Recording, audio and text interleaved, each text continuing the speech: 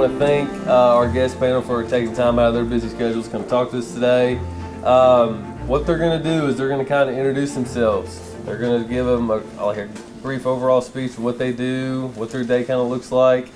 And then as an entire group, we're going to ask individualized questions. You'll just raise your hand. I'm going to hand you this little microphone. For the purpose of filming, all I need you to do is just hold this about right here, good enough, okay? So that they can pick up the question that you're asking, okay? So it's not a big deal, you just have to hold it. Make sure that your questions are questions that are gonna help your podcast, right? Okay? Y'all ready? No phones, no AirPods, be respectful, be on your best behavior. And don't be shy. Ask questions. Absolutely. Go ahead. Thank you. We'll let you on. Grant, you want to start? All right. So my name is Grant Avis. Y'all can probably tell, but I went to school here not too long ago.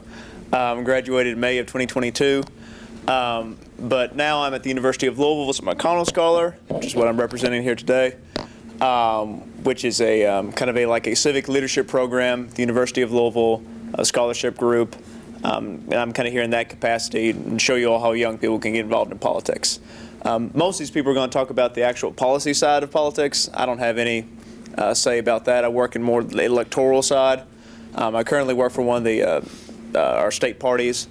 And before the elections this year, we have governor and other constitutional office elections this year. And I'm working for one side in that campaign, which is something that you can do even at 19 years old. You can even do it at 15 years old when you're a sophomore at Central Hardin, which is what I did during the last election cycle in 2019. It was the first time I'd ever worked in politics. So this is not something that, is just for, old men that you've never heard of. Politics is something for everybody to be involved in. It's going to affect you whether you like it or not, whether you participate or not. So it's just better to participate so you can have a say. Your voice can be heard. And you can put your community on the right track. So. I'm Julia Springsteen. I'm on the E-Town City Council. I'm an attorney and volunteer in the community with the animal shelter, Feeding America, various things. From the local level, we are, I get emails for everything from paving streets to people not mowing the grass. So, and a little bit of everything in between. So like Grant said, whether you're involved or not, it does impact you. And even at the local level, there's stormwater, there's sewage, there's everything, just the basics that we at the local level have to take care of and handle for folks. So happy to be here. Hello, I am State Representative Samara Heverin. I represent the 18th District, which is all of Grayson County and a portion of Hardin County. I was elected in 2019 in a special election, and I became the youngest female ever elected to the Kentucky General Assembly. I ran because I wanted young women to recognize that they have a voice in government, but I also ran so all youth recognize that they have a place at the table in policy making and in government themselves. And so last year I lost my title, which is, bittersweet. So there's a girl that's younger than me now. She's in Louisville, but I'm still the youngest Republican. So I'll hold on to that as long as I can. Prior to that, I worked in Washington, D.C., and for our Kentucky State Treasurer before I decided to run myself.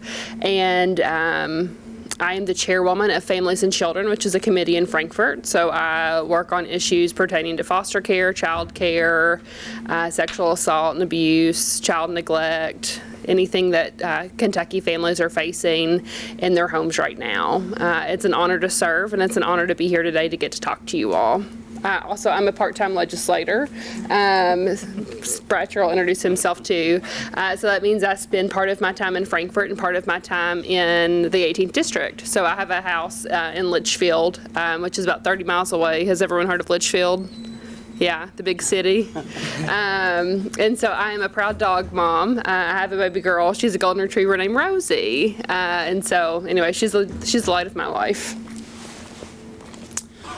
I'm Representative Steve Bratcher, and I serve in the 25th District, which is basically part of Hardin County and mainly the city of Elizabethtown. So I just got elected last term, I just completed my first term, And so my full-time job here is I work at Elizabethtown Community College, and then I'm also in the Air Force Reserves. So I sit on the Veterans Military Affairs Committee, Economic Development Committee, and Health. So health deals with hospitals, doctors, and some legislation concerning them. Okay, I forgot. I'm also a small business owner because you cannot be in the General Assembly and that be your only job because we're very poor. Yeah. Hi, good morning. My name is Keith Tall. I'm one of the old guys that he was talking about. But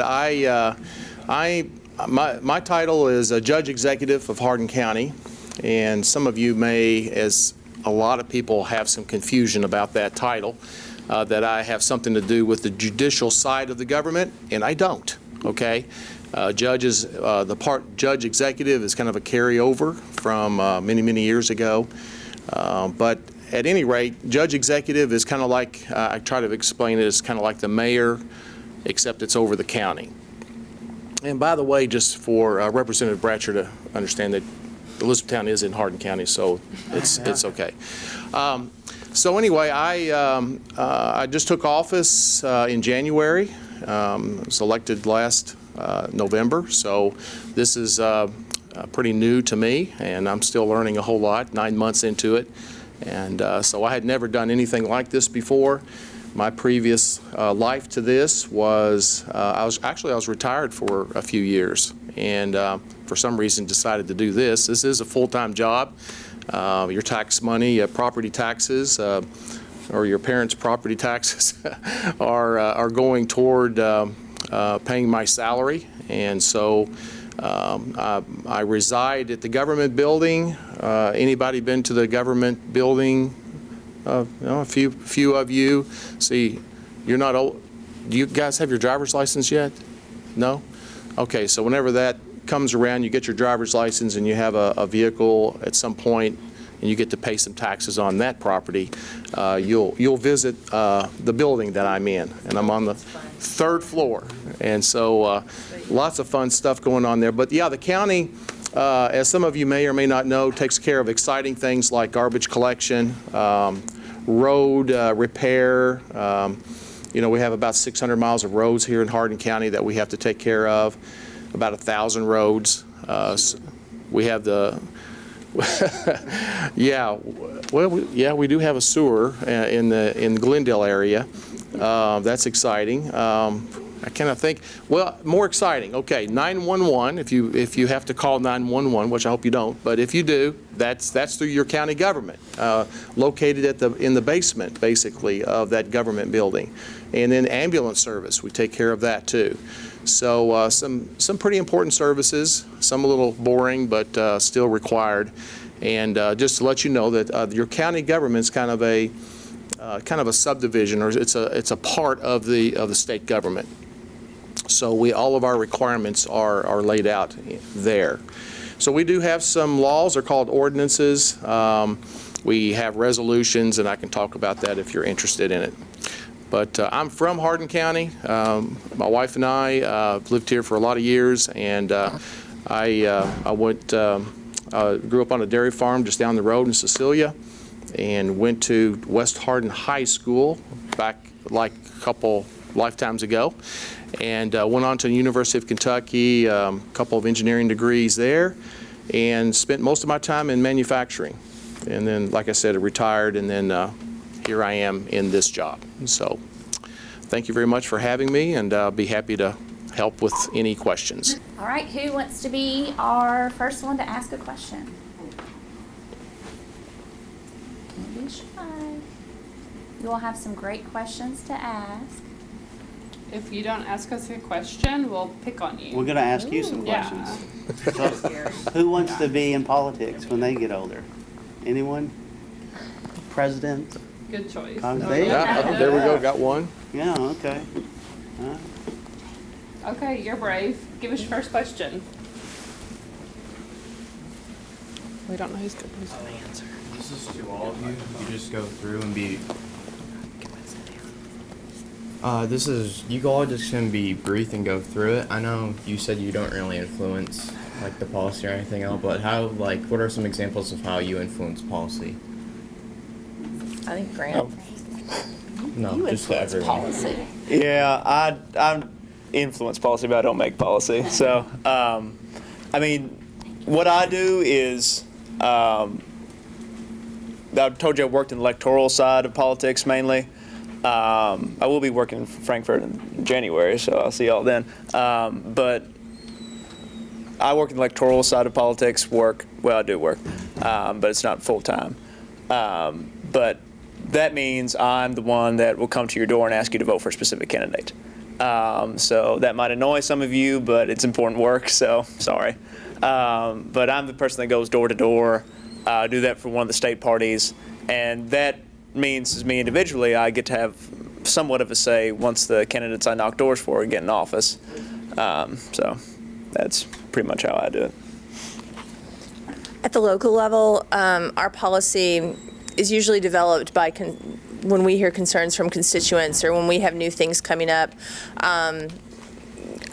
Recovery houses are currently an issue locally, and so looking at how we can make sure that the people that need recovery and need help are protected and cared for and not taken advantage of. And so that's one thing. There is a new KRS that Representative Heverin got passed last year that the cities are going to be looking at how we implement it at the local level and how we protect people and make sure. And so it's kind of from the ground up in this case. In this particular topic, it's kind of across the board, but really at the local level, our policies that we look at, it's a lot of protection issues and how do we make sure that people are following our ordinances and regulations to not infringe or cause problems for their neighbors and other citizens. Hopefully that made sense. So, as a part-time legislator, citizen legislature, I really try to take issues from my constituents. So, constituents are people that live in your district that you represent, no matter what size it is. And so, Julia brought up a really good point. The Elizabethtown mayor and Elizabethtown city police chief came to me and they said, hey, and this was before Representative Bratcher got elected, and they said, hey, we've got an issue, can you please help us with recovery housing? And so a lot of the policy I try to listen from constituents or from people around the state and say, hey, this is an issue, and I make sure to do my research to make sure it's actually an issue.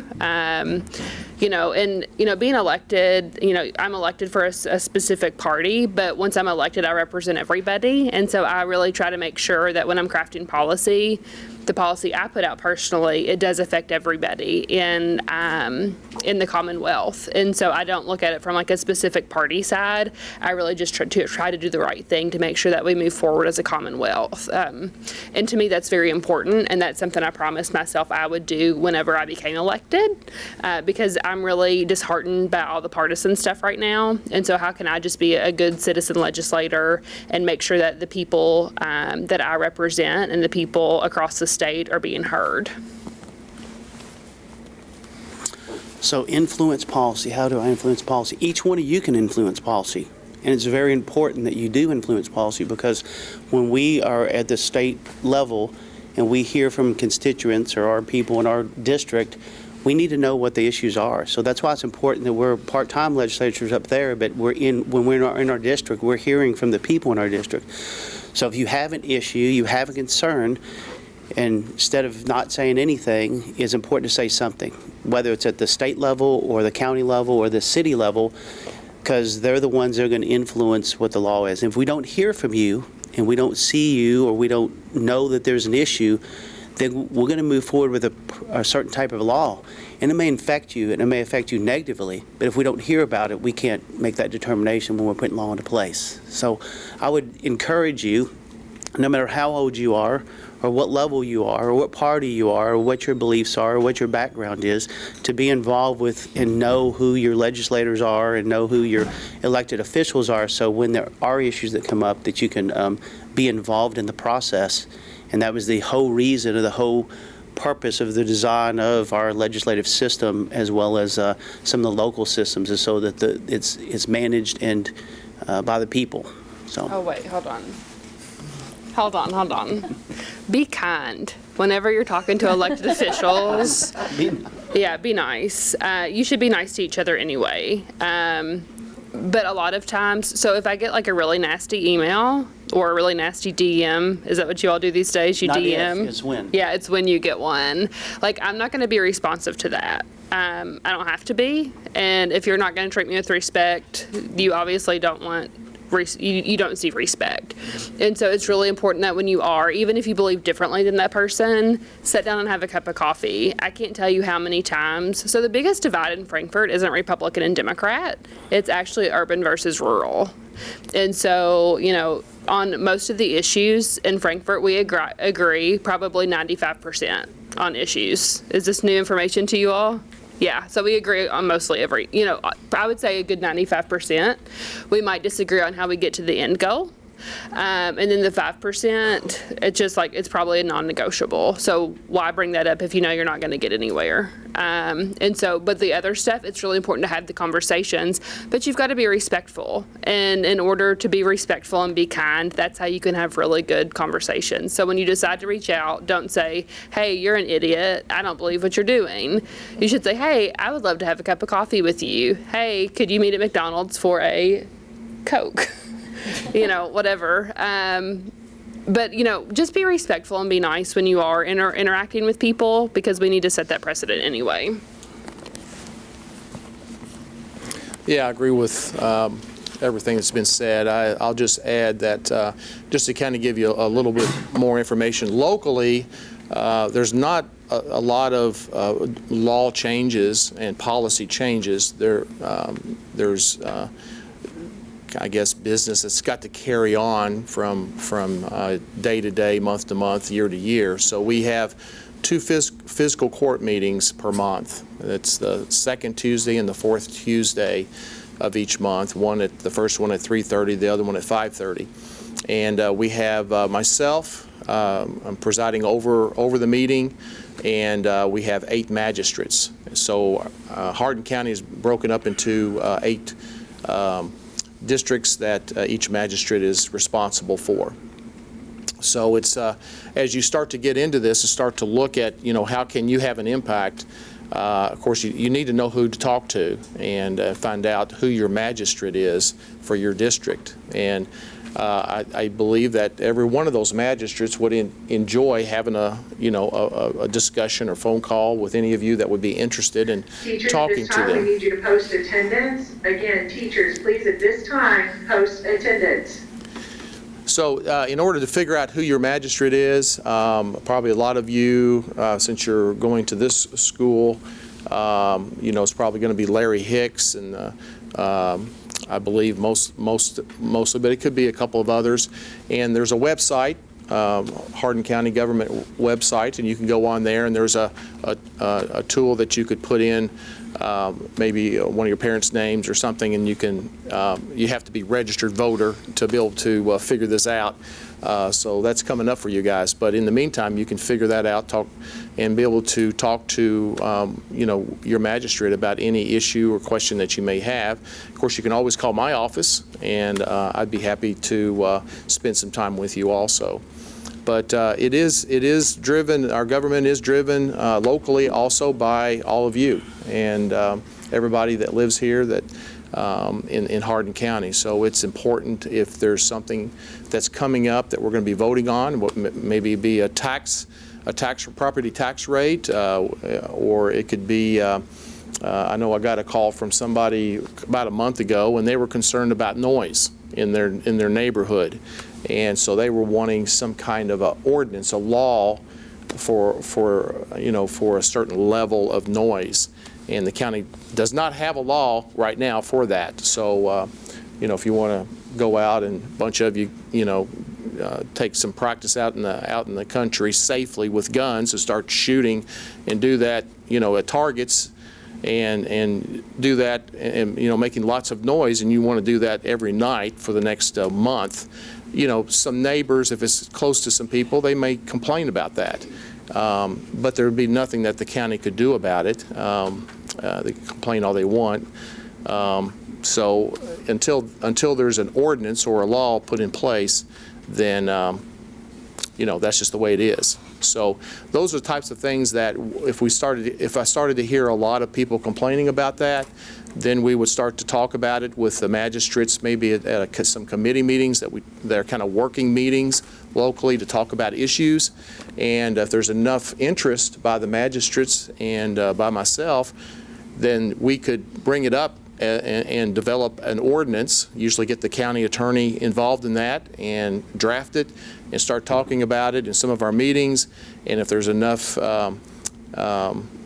people coming to the meetings, citizens coming and saying, look, we really need this. This is the reason why, and having input and making changes as needed. Eventually, we may actually vote on that. And for an ordinance in our local government, it takes 2 votes, so 2 different fiscal court meetings. So we'll have the first vote. If it passes, then we'll bring it back up about 2 weeks later, and we'll vote on it again. And if it passes then, it becomes basically law.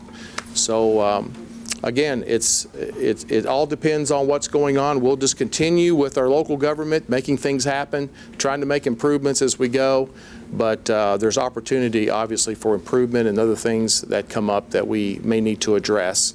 And that's a lot of time driven by our citizens that bring these things to our attention. Can I say one more thing real quick? Yeah. I was just kind of reminded of this, but you talk about influence policy, and the representatives mentioned, emailing your local representative. I did that at Central Hardin all the time.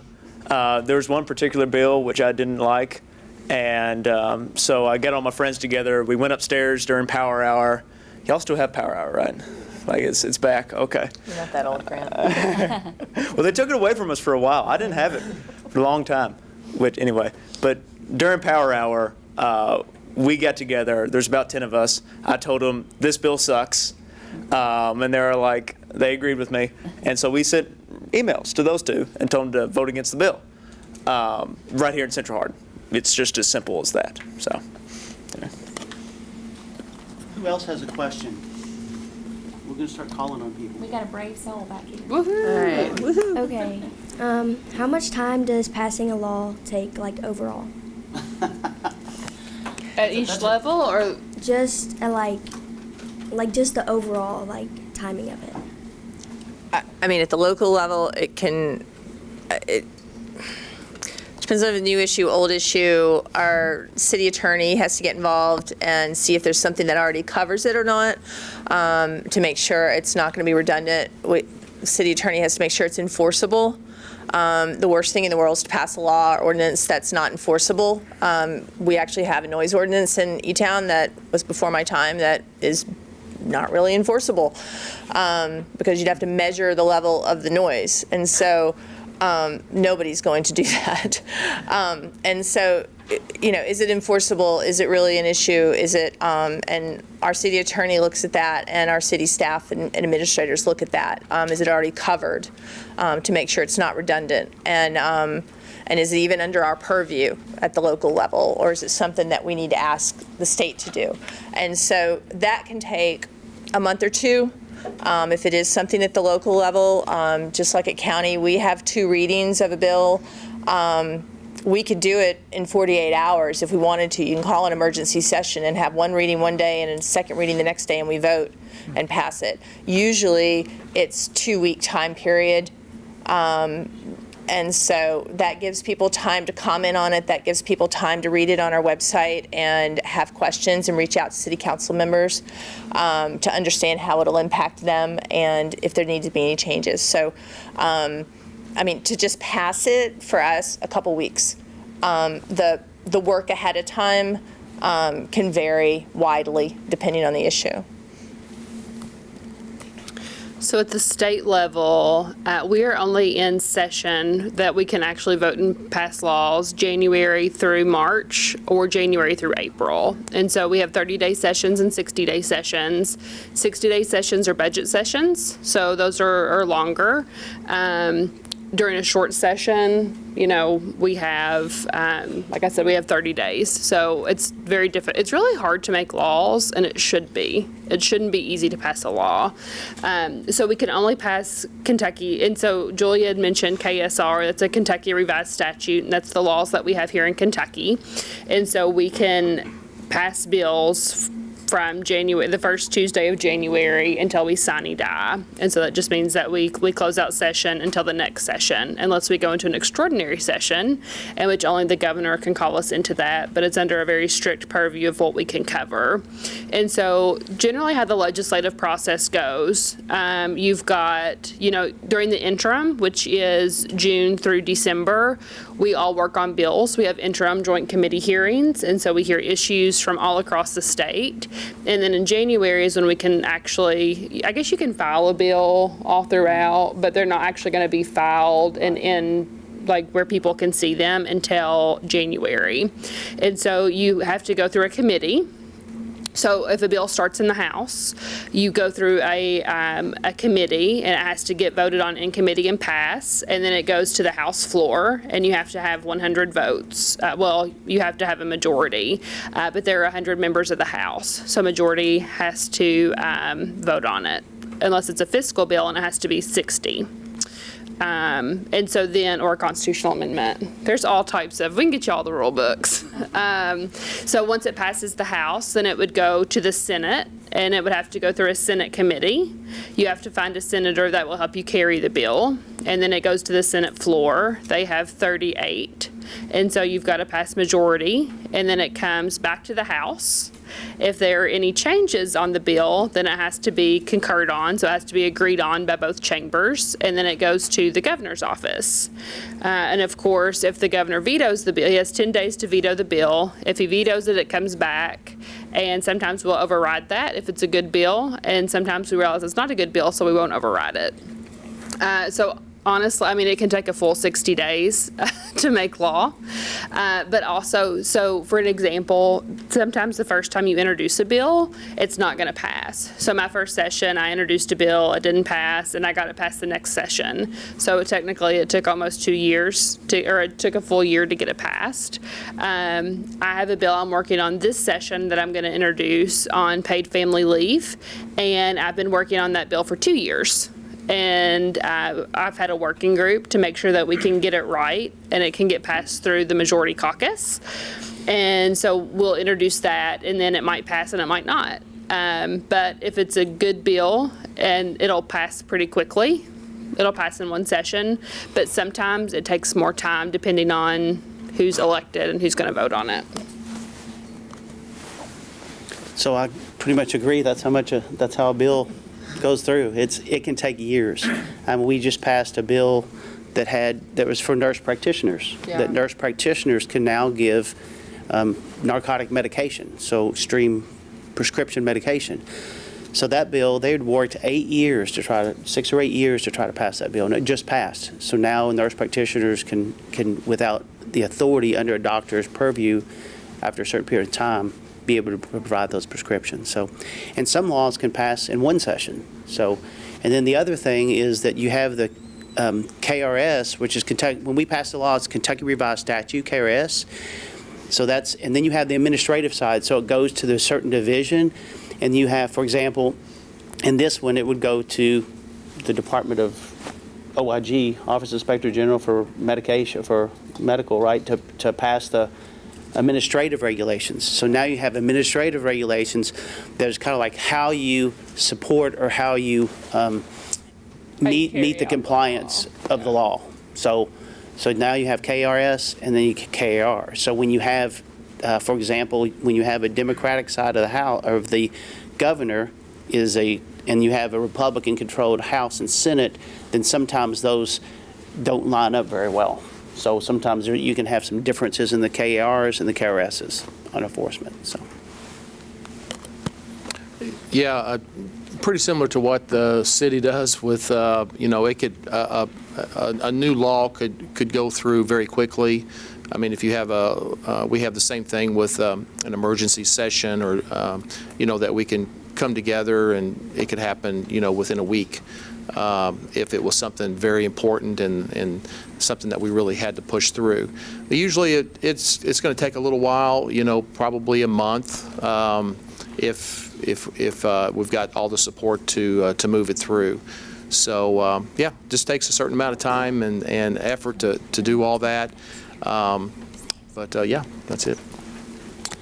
So you have to think, when you're passing laws at the city level, it affects everybody in the city, right, or anybody that comes into the city. When you do it at the county level, it affects everybody at the county level. When you do it at the state level, it affects everybody in the state. So we've got to be pretty sure in all these 8 levels that we're doing the right thing, and we're trying to minimize any impact that would have negatively on people for the better good of the positive. So it takes a lot longer, and we've really got to consider a lot of things at the state level before we pass that law, because it affects everybody in the state. All right, do you have a question? Oh, get the microphone, girl. No, sorry. And then after this one, we'll have them spread out. Okay.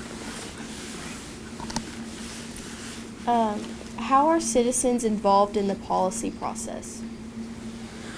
Well, there's multiple ways that citizens can be involved. Like I said, you can call us, you can meet with us, you can come to the sessions, you can come to all of our sessions are open, so when we have a committee session, you can come to those. You can actually sign up to speak at those sessions or to be heard if there's something that you want to change or you feel like there's something important that you want to say that will impact our decisions. So you can be effective through certain groups. There's certain organizations you can be with that are very powerful. For example, doctors. Doctors have Kentucky Medical Association. So all the doctors get together and they have an association, and they want to help pass laws that affect the doctors. Nurses have an association, pilots have an association, accountants have an association. So all being a part of these associations, the teachers have association. So when you're part of these associations, the associations come and they can speak on behalf of all the teachers or all the pilots or all. So it's kind of like they're the voice for that individual group. So that is several ways that you can be involved. Yeah, similar locally for the county, if you're interested in a particular topic or you want to know what's going on, we have 4 committees just broken up into different areas of your local government.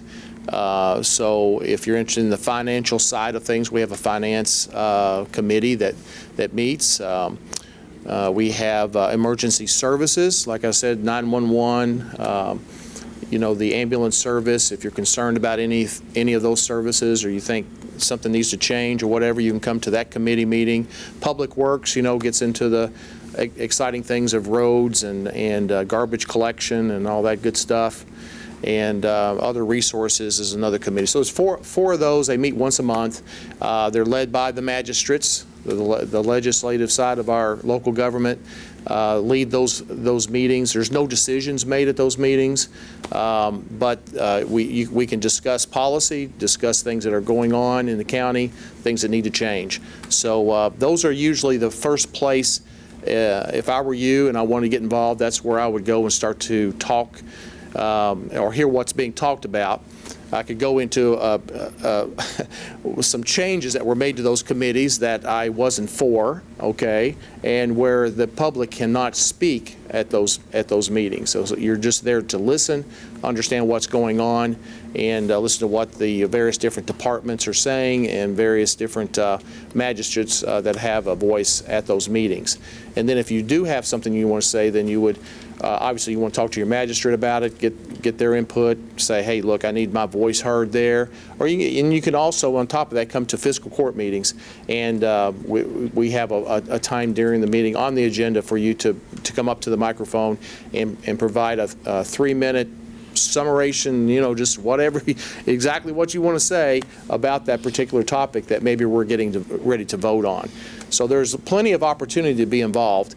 It takes some effort, and again, getting to know who you want to talk to, your magistrate, getting to know me and others in your county government in this case, to get involved. And it's worth it, because if you don't say anything, that policy may be going the exact opposite way that you would like for it to, and there was nobody there to say this is bad. Okay, so anyway. Yeah. So, of course, email, call our office, leave us a message.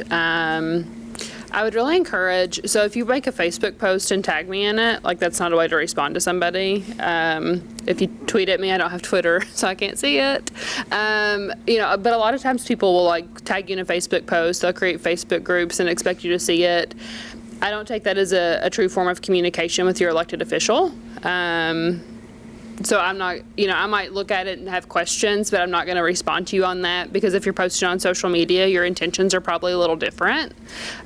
You don't actually want to have a conversation. And so sometimes if you email me, Steve and I represent 45,000 people in our districts, and so I might respond and I might not, but I've read all of them, and I take that into consideration whenever I make my decisions on everything. And so I try to respond back with a form email. Sometimes I'm not very good at that.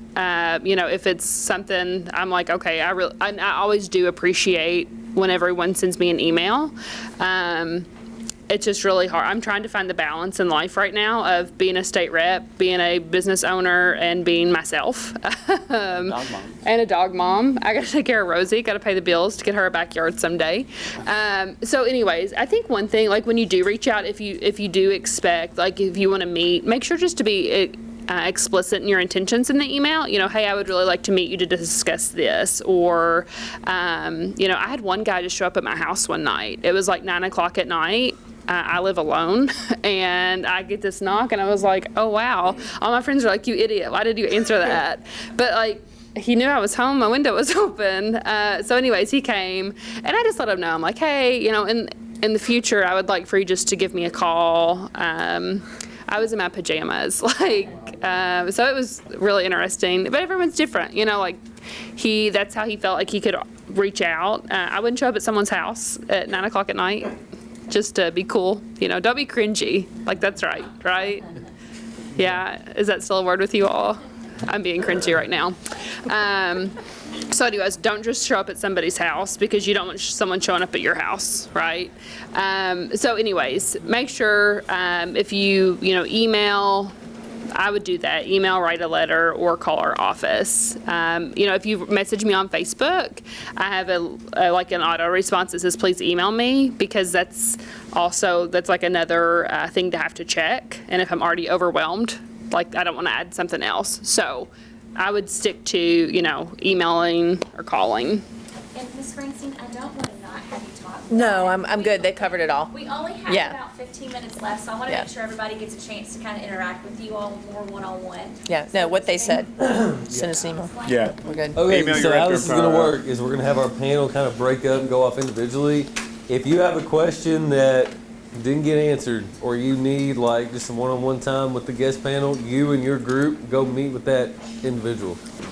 So my name is Grant Avis. Some of y'all might remember me because I graduated from this school in May of 2022, so not long ago.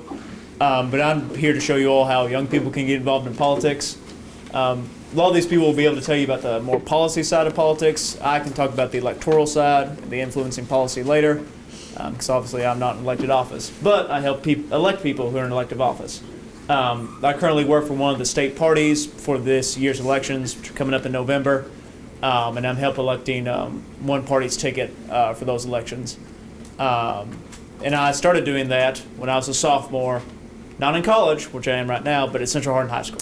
When I was 15 years old, was the first job I got in politics, as an internship for the party in the 2019. And now I'm at the University of Louisville. I'm a sophomore in college now. In the McConnell Scholars Program, which is kind of like a civic leadership thing. So I'm representing that today, and just demonstrating how you all can get involved in politics, even at our age. It doesn't have to be for, you know, some 75-year-old man you've never heard of. You know, just a few hours ago, a senator died in office. You know, God rest her soul, but she was 90 years old, and still a senator. So that doesn't have to be politics for everybody. I'm still involved. I still do stuff at 19 years old. So y'all can too. Yes, good morning. My name's Tyler Brown. I'm a detective here at E-Town Police Department. Thank you. I've been with E-Town for 8 years next week. Been in investigations for 2 years now. Worked the road for 6. Kind of sitting on here to talk about the law enforcement side about some of these bills. If y'all have questions about anything, don't hesitate to holler. I graduated from Central in 2009.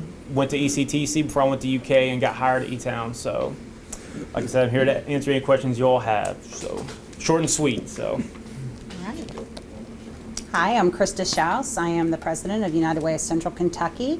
Been there 11 years. I'm going to speak to you if you have questions from the citizens' perspective, and also my role in United Way is to be an advocate for our community needs, what's happening, and how we can work together with our representatives who are elected to make our community a better place to live. I'm Marty Folkson. I'm a 1984 graduate of North Hardin High School, but my son Dawson Fulkerson graduated last year from Central Hardin High School. And obviously we've got a lot going on now, and we've had a lot, so we've got some interesting challenges on how we manage growth going forward. Good morning, and thank you for this invitation, and it's a real honor and pleasure to be here. My name is Fred Clem. I'm serving my 13th year on Hardin County Fiscal Court, and I have a daughter that graduated here in 1992, and I have a grandson that graduated 2 years ago, Tanner Hess, and I have a grandson that will graduate this year, Sawyer Hess. Okay. Oh, yeah. I'm Dr. Danielle Lovell, and I am a professor at Western Kentucky University. My areas of expertise are in sociology and criminology, and so I kind of have a couple of different hats on this panel. One, I have done research over the years that we have then used to look at public policy and to inform public policy. I have also, in the last couple of years, worked with one of our local state representatives on 2 bills in which we used data and information from projects that I've run to inform those bills. And then I also am the board chair of Warm Blessings Community Kitchen. So I run in the same world as Ms. Schaus in thinking about how is it that public policy is so important to our community needs, and particularly for food insecurity. Good morning, I'm Emily Loudon, and I have the privilege of working for Senator Mitch McConnell as his state office manager, which kind of means I help to oversee operations, personnel, and constituent services for his 6 offices here in Kentucky. So I'm not a policy expert, but I'm here to answer questions on kind of what it looks like to work in government, to work in politics, kind of what Grant was saying down the line, and I'm happy to help answer any of those questions that you might have. And good morning, I'm Robert Sproul, and I also work for Senator Mitch McConnell's office as a constituent service representative.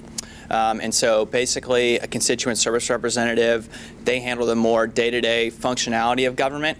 And so while there's a legislative process that kind of puts programs into place, there's also a team of people who actually work with the constituents and make sure they have access to those resources. So for example, if someone needed help with a passport application, a Social Security issue, a VA issue, I would kind of be the liaison between them and the federal agency to get them the assistance that they need.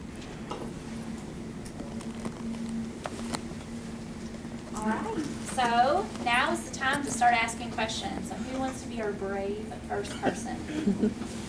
You get free lunch from Chick-fil-A. First question. Look over there. These are for so when the kids ask you questions, they're using this to record the questions. Who wants to ask the first question? Right over here. Where at? Raise your hand. That was you. There you go. Chase? Okay. So guys, listen, when you ask your question, we're going to ask you to hold this so that everybody can hear your question. I have a question of how do citizens get involved in the government? For Dr. Danielle? Okay, all right. Well, that's a great question. So I grew up where, my dad and my grandfather were elected officials, so I always kind of knew that route. And, it was always placed upon me the importance of voting, and I've never missed an election.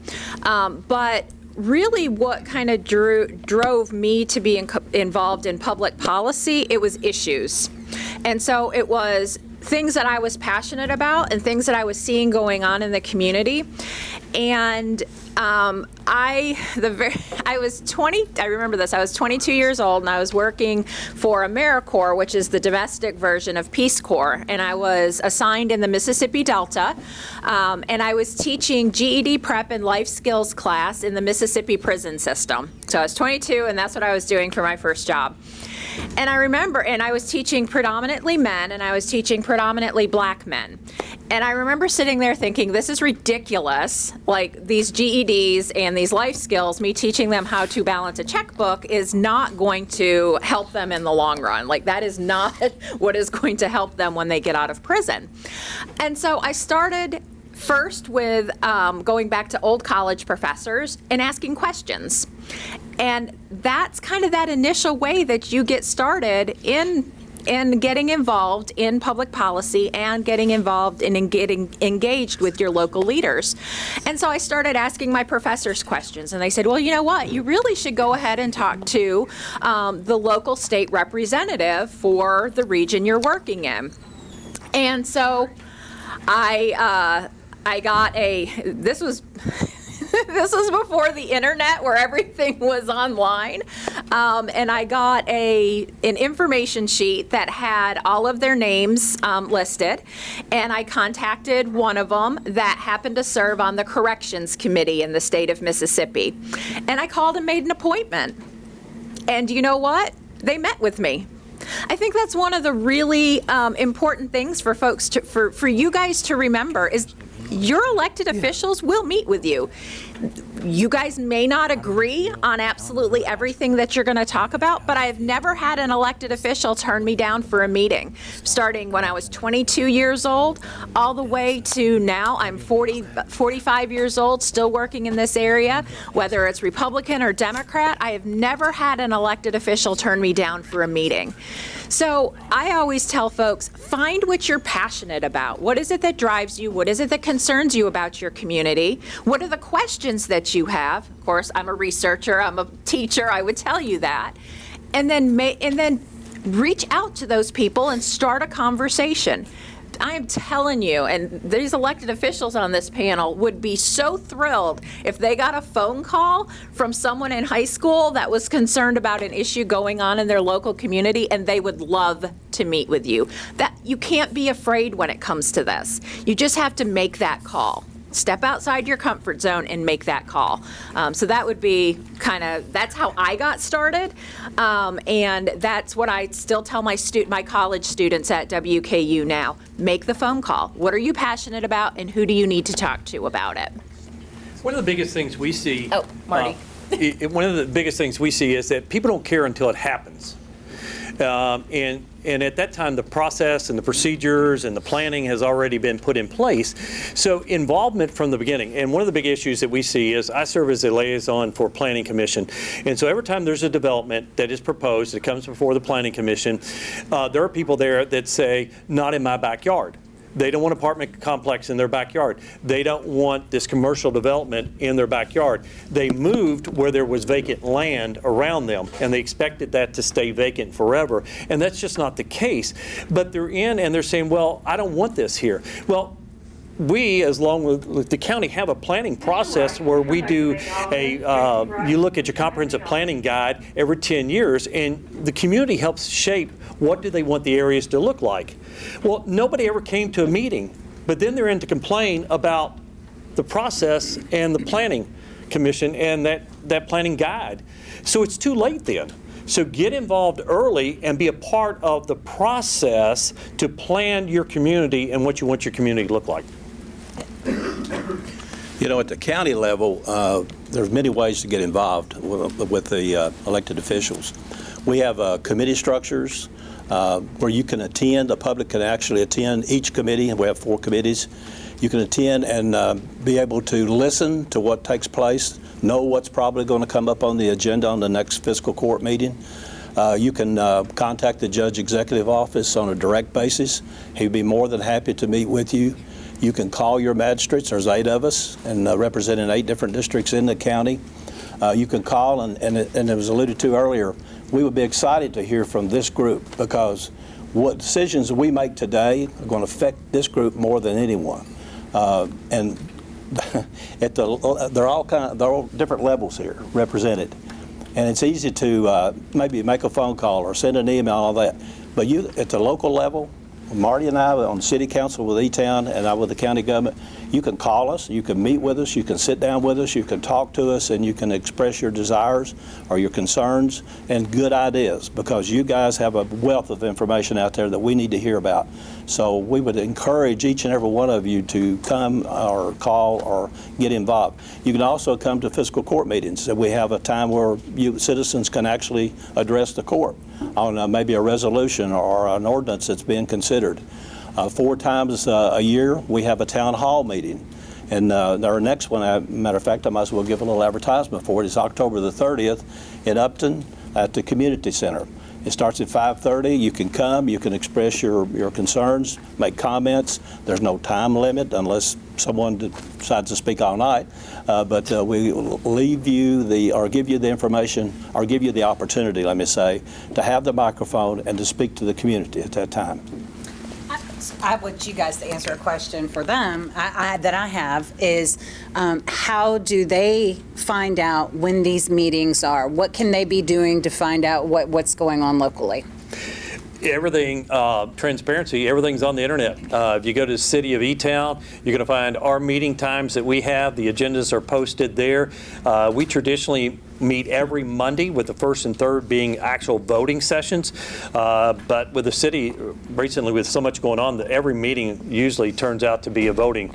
And the second and fourth are work sessions. So we'll call a special session where we can actually vote on items that need to be addressed. So those opportunities are there. All of our numbers are on the web, so cell phone numbers are not private. We're public servants, so our information's out there and we're easy to get a hold of. And even for the nasty people that want to leave you nasty things, we're out there for them as well. It's equal opportunity. That's right. Grant wanted to. Well, the same for the county. We have a website, and all of our names, our phone numbers, our addresses are posted. All of our committee meetings are posted. It's in the local newspaper. We're required to advertise that as well. And on our website, our fiscal court meetings are scheduled the second and the fourth Tuesday of every month. One at 3:30 on the first Tuesday, and the other is 5:30 on the fourth Tuesday. Yeah, and I'll just say real quick, we've been talking a little while, but I want to add on here. If you want to get involved, if there's something that you all feel passionate about, which I'm sure there is, email your state rep during Power Hour. That's what I did. There was one particular bill that I was really mad, to tell you the truth about, really passionate about, and it dealt directly with public money and public schools. And I felt very strongly about this, told my friends about it, they felt very strongly about this. So upstairs during Power Hour one day, while we were in our lunch, we emailed our state reps about it while they were on the floor. And I was actually, state rep for me is Samara Heverin. I spoke to her earlier this morning, and she said that she remembers getting like 15 emails from a bunch of Central Hardin students all of a sudden before she went to vote on the bill. That means something. You can have an impact there, and you can do it in the halls of Central Hardin. So. Next question. We have them right here.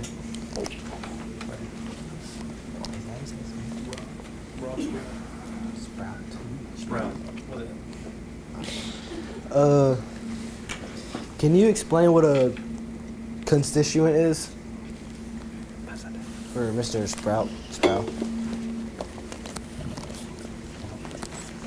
Just for clarification's sake, it's Sproul like roll, if you can remember that. And so a constituent is basically anybody who is represented by a representative. So, for example, you would be a constituent of Senator Mitch McConnell, and is Andy Barr your House of Representatives member? Guthrie, and then you would also be a constituent of Representative Brett Guthrie as well. So basically anyone who the official represents, and that's state, local, and federal government too.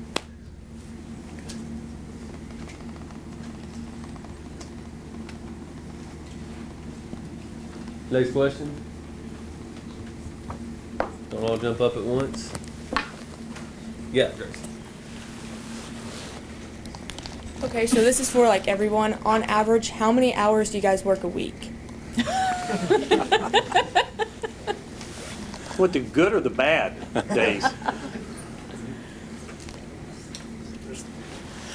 Well, as far as myself, I consider myself on duty 24/7.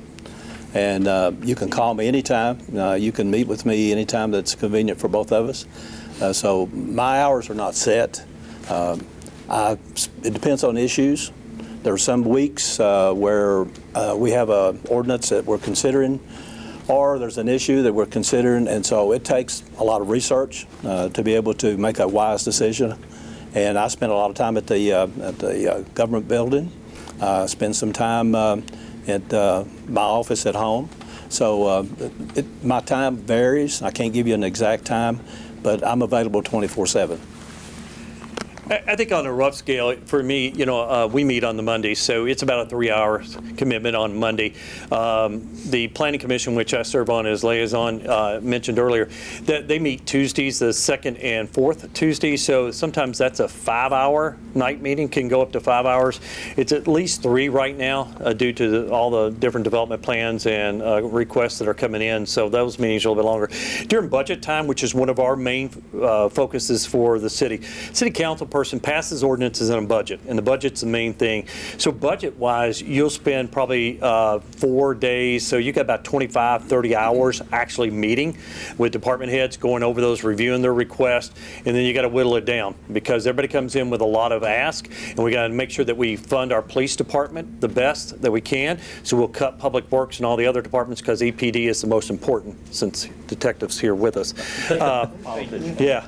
But so roughly, but like last night, I got a call from a resident who, the flag person from Scotty's had parked in their yard and they made a divot and they wanted that fixed. So I had to go by and look at that and meet with them, and then I had to go back out this morning and a car had parked in somebody else's yard. So I had to ask them to move, and I had to call Don Hill to see if we can get the yard put back together. So it really varies, but that's kind of standard what it is, and you are available. You get stopped at grocery stores, at church, wherever, and you've got to. That's just what we've signed up to do, is to be accessible, because if you're not accessible, you're not listening to the people. And one of the important things is, we may not always agree, but I have to let you have a voice at the table. And I need to explain to you why I'm where I'm at on that issue. And trust me, in the last year, I was at one place on the issue, and totally I voted separate because I got more information, better information. And our goal is always to look down the road, not as a quick fix for today, but how do we better this community for you all when you all come back and make your living in your home here. So I'll just speak for you all. I'm just saying that as public servants, we have the duty to be fair to all that we work with. And as far as hours a week, my hours aren't particularly set. It's where I need to be, whether that's meeting with representatives or if that's being at a public event where I have an opportunity to connect with others in the community. My job as an advocate for the community is to make sure I'm in the places where the people who can be influential in what we're trying to accomplish are available. Sometimes that's after hours, it's early morning, it's at others' convenience, and that's fine with me. I love it. Yeah, so just to kind of piggyback off them, I'll say my office hours are 8 in the morning to 4 in the afternoon. But yeah, we're 24/7, I'm on call. I can get off work at 4, go home, grab a snack to eat, and the next thing you know, I'm called out for, knock on wood, a homicide. I don't want that to happen, but I'll be out all night. So it's one of those things, 24/7, 365. It'd be Christmas and I get called out and have to work all night. So it just depends. So, yeah. In my capacity for the state party, I usually work about 20 hours a week. What I do is I knock doors, I hand out yard signs. I basically just help people vote, particularly a certain way. So I work about 20 hours a week doing that. It's pretty simple. So. On that. So I'm on the research end of this, and so my work really, it can take months and up to a year to be able to collect the kinds of data that we need in order to make informed decisions about public policy. One of the last projects we did, we looked at racial and ethnic disparities in our criminal justice system right here in Hardin County. And myself and another professor, Dr. Holly Drummond, and 4 students, 3 of them were undergraduates and one of them was a graduate student. We spent months combing through all of the juvenile records that we had access to and pulling all of the data points that we needed out of those records. What was going on with those children? What happened in their court process? That initial process took several months, and then we have to put that data together. We have to analyze it. We have to talk about what we're seeing in the data to be able to issue any kind of report that then is going to help public policy makers make any kind of decisions. So on my end, I can work up to a year on a single report that will then be used to make decisions. I testify in Frankfurt from time to time, and the last time that I testified, they asked me to talk about race and workforce development, and I testified in front of our Access to Race committee there, and I spent probably about 30 hours prior to that testimony preparing. So what does the research say about differentials in terms of race and accessibility in workforce? What are the solutions that researchers and communities have found in other places that would potentially work? And then I had to prepare myself for those who would maybe agree with me and ask for follow-ups and ask for more information. And then I had to be prepared for debates on the data and the information that I was bringing to the legislators. So I had to understand the issue is multifaceted so I could respond to maybe their critiques or questions. So for mine, again, it depends on the issue, how long the project is going to take, and then in what capacity I am asked to be in Frankfurt for. If it's a testimony, it's lots of hours of preparation. Committee meetings, it takes a lot to prepare as well, because if you're being asked to represent a certain voice, you want to make sure that you have, that you're as prepared as you absolutely can be. And as a college professor, that's what I love to do. So, I'm kind of the perfect type of position to be doing this kind of work, since I love the research side. I love being able to communicate what research says about community problems, and I really love the how do we solve this piece of it. So our offices in the Eastern time zone are open Monday through Friday, 8:30 to 5:30 every day. In Central, it's 9 to 5. So those are kind of like our set office hours. Because my job is involved in operations and personnel, it varies depending on what's going on, either with our staff or what's happening in the Senate. And just kind of what everyone's said here, public policy. When you work in public service, it's really around the clock. And so we're kind of always on call, but those are kind of our set hours that we will be in the office, that things are kind of functioning, but there are times outside of that as well. And yeah, so I also work in Senator McConnell's state office, and so 8:30 to 5:30 every day. And my perspective is a little unique, I think, in the fact that I'm not necessarily always on call, so I work a more traditional 40-hour work week. And so like my boss, for example, is always on call for any constituent services that might be needed on times that we're not officially in the office. But yeah, that's kind of some different levels to public service, that there are some more traditional 40-hour work week jobs that you can do that still involve public service and public policy. All right, good. So I think now what we're going to do is we're going to kind of break up the panel and allow you all to meet with them one-on-one. Keep in mind that if there is one group talking to somebody, either get beside them if you have a similar question, but try not to crowd our guest panels too much, okay? So if you all want to go ahead and just kind of pick a spot in the library to kind of distance yourself from everybody else.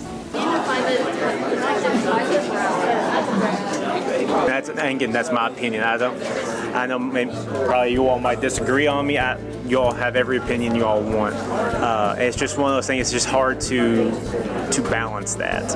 And you'll be able to fill some of those. But the service industry is the one that's really gotten hit here. We're in a different situation, and I understand other areas of the country are struggling with that, and I think it should be up. And what I always thought is, I used to own a small business here. If I didn't pay my employees, somebody else would. And it controls some of the levers of power. Having access to them also is pretty important in affecting, whatever policy change you're trying to bring about.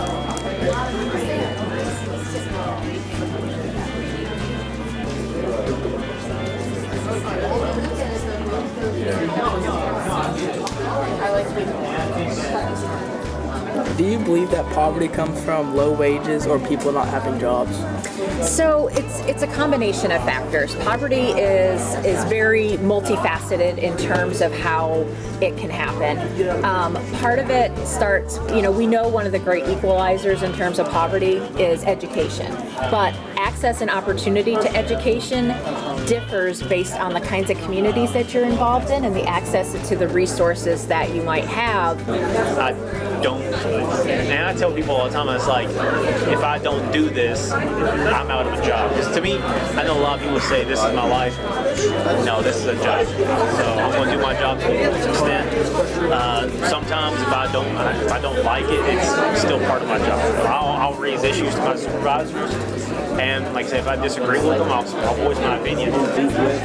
School officials and to attend board meetings and have a voice at the board meetings.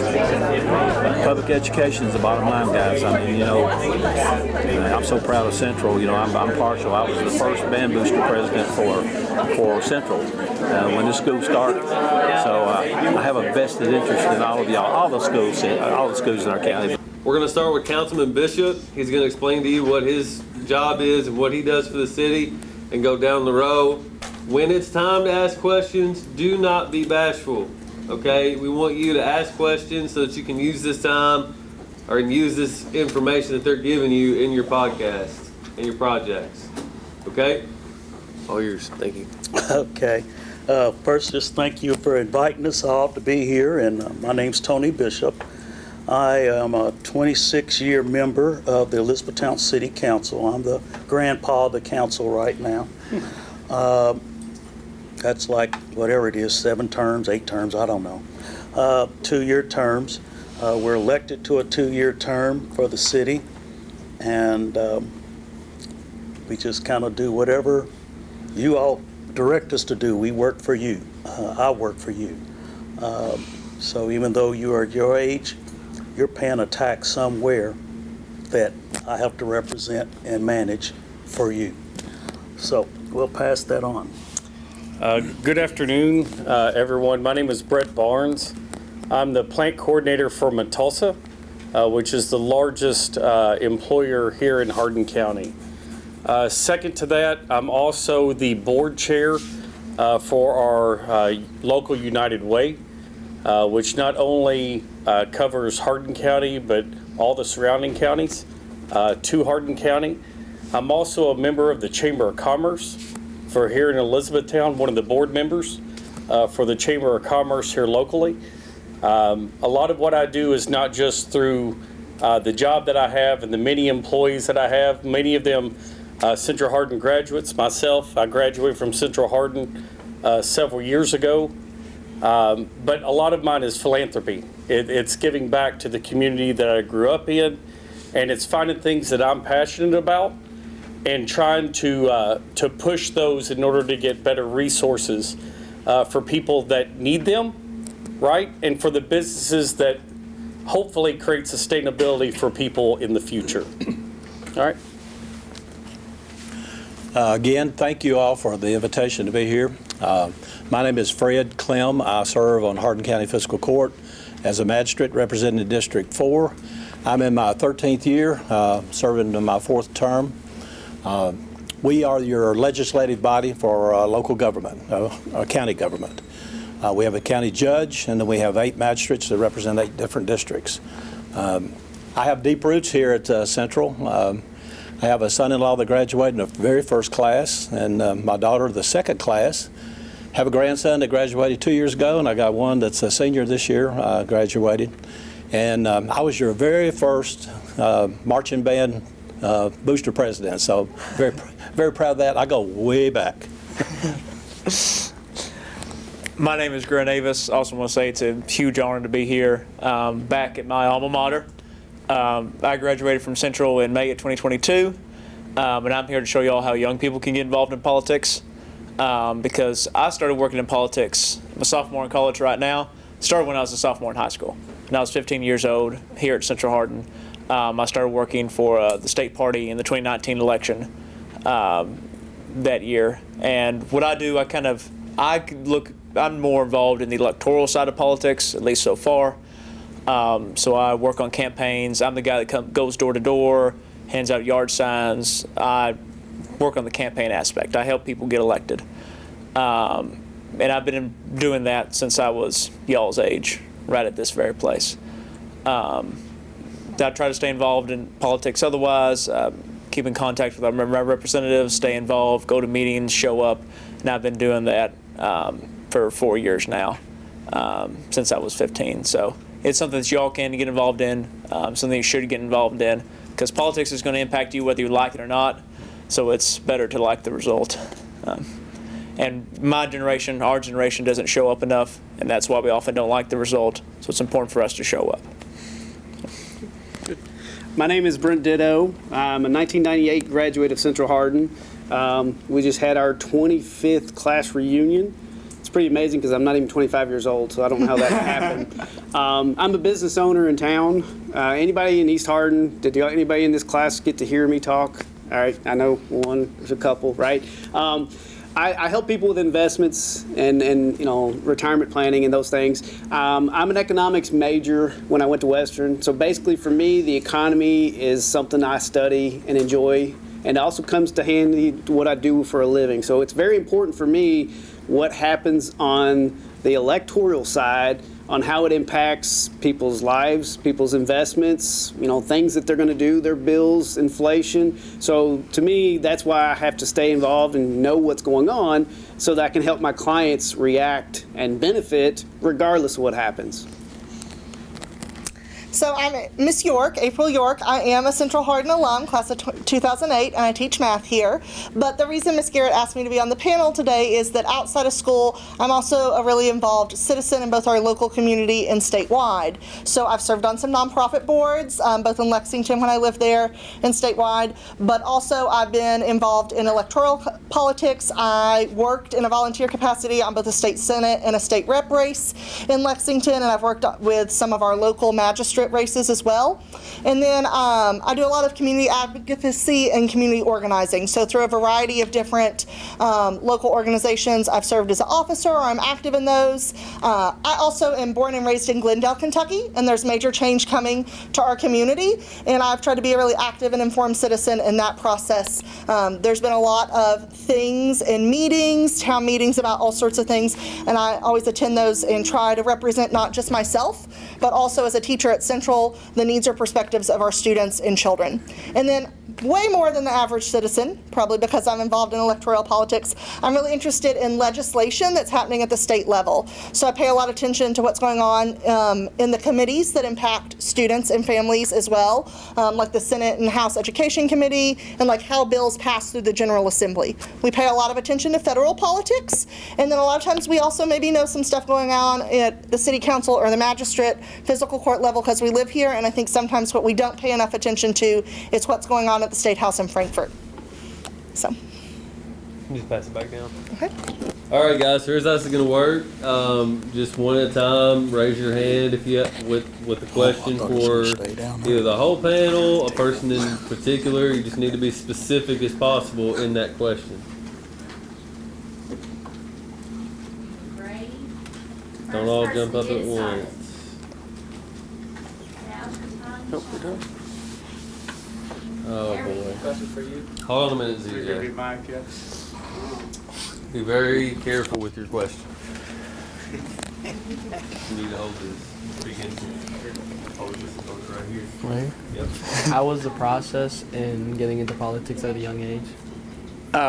So I got involved in politics because at the time there were a lot of things I thought were really important that election was going to decide, and still I got involved.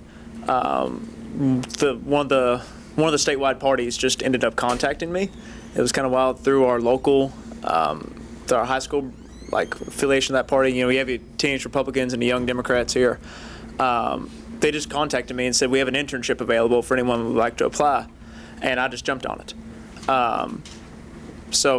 But it comes from issues, because like I said, politics is going to impact you. And there were a lot of issues in that race that I thought impacted me, impacted things I care about, and I wanted to get involved. And that was at a point where I couldn't vote. Y'all can't vote.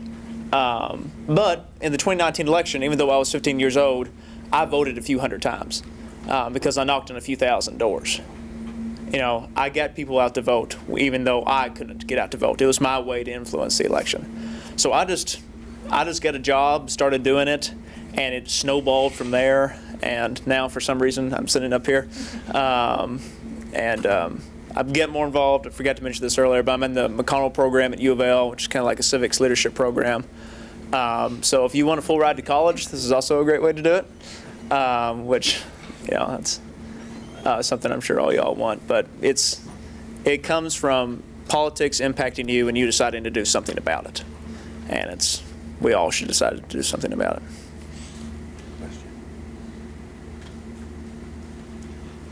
All right, we'll take another question. Behind you. Oh, sweet. Here you go. This is from Miss York. Miss York? Okay. Yeah. How could we as teenagers influence what bills or laws are passed? Okay, so if you couldn't hear, her question was, how could you all as teenagers influence what bills or laws are passed?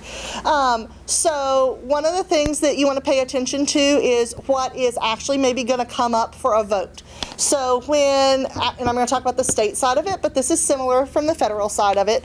But our General Assembly's in session from January to April in a 60-day session, January to March in a 30-day session. So if you stay informed through some sort of political news, social media is a great way to do that, to find a legislator who maybe has similar priorities as you, or who you feel like, even if they're not one of the legislators that represent us locally, but you feel like cares about the same issues as you, they're going to serve on the committees that cover those issues, and they're going to talk about bills that are going through their committees and bills that they've proposed. Like over 500 bills got proposed last year. Not every single bill that gets filed gets a committee hearing or gets a vote. But when a bill goes to a committee, then that means that they're going to talk about it in committee and there's going to be a vote for it to come in or out of committee. And then it moves through the two chambers, very similar to how it does in the federal government. So I think the first thing is paying attention to which bills are actually getting motion. We also have really great politics reporters in the state of Kentucky at the Courier-Journal and at the Lexington Herald-Leader. One of my former students from Woodford County now writes for the Lexington Herald-Leader and covers the State House, so that's really cool for me. So finding some way that you can keep track of what's going on, and then you want to contact our representatives. So Steve Bratcher is the State House representative if you live in kind of the E-Town area, and Samara Heverin, who was here this morning, and Steve Bratcher was here this morning as well. She's the State House representative in the 18th district, so if you live in Glendale, Cecilia, that part of the county. And then Matt Deneen's the state senator in this area. So they have emails, and it's part of their job to read those emails. And you can send them an email, and you can say, hi, my name is, and I'm so old in Central Hardin, and I live wherever, and I know that this bill is going to be voted on, and this is what I feel about that. And if you don't want to write them an email, you can also call. And if you call the State House, then they get these green slips. So you call and you talk to these really nice ladies. You can just look up the Legislative Research Commission line and you leave them their little message, and then they get a little stack every day of the Legislative Research Commission sort of counts it out for them, this many people called and said they supported this bill, and this many people called and said they opposed this bill, and this many people had comments, and then they get to just read those.